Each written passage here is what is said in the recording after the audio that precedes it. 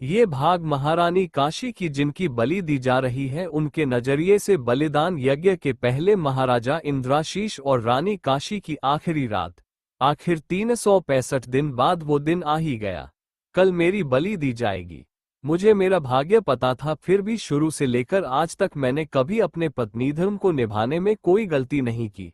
मुझे आज भी वो दिन याद है जब मैं राजा की 16वीं रानी बनकर इस राजमहल में आई थी।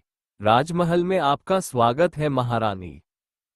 वो अनजान देश, वो अकेलापन, वो घुटन मैं मरते दम तक नहीं भूल सकती। तंग ताज्जुब की बात थी कि पूरे महल में एक भी औरत नहीं थी।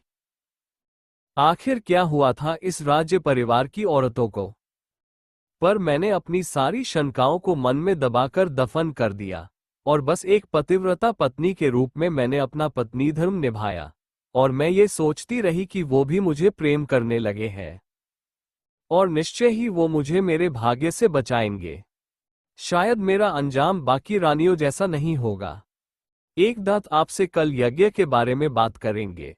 आप ज्यादा भावुक न होने का प्रयास करें। पर मैं अलग नहीं थी। सब झूठ था। मैं राजा की बस 16वीं बलि थी और यही मेरे जीवन का अंतिम सत्य है।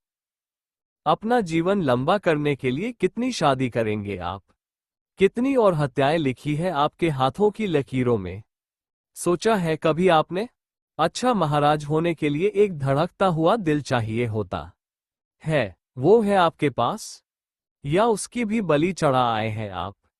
तुम्हें कुछ नहीं मालूम है। देवी दाक्षिणी हमारी माँ है और अगर उन्हें खून चाहिए तो उन्हें खून मिलेगा।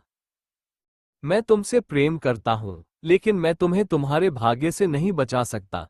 ये असंभव है और तुम्हारा भाग्य यही है। पहले तुम्हें खून में नहलाया जाएगा, तुम्हारा सर धड़ से अलग किया जाएगा और फिर तुम्हारा सर देवी दाक्षिणी को भेंट स्वरूप चढ़ाया जाएगा और तुम्हारा पार्थिव शरीर पवित्र नदी में विसर्जित कर दिया जाएगा। और तुम्हारा बलिदान ही हमारे इस महान साम्राज्य को देवी के क्रोध से बचाएगा। यही सत्य है।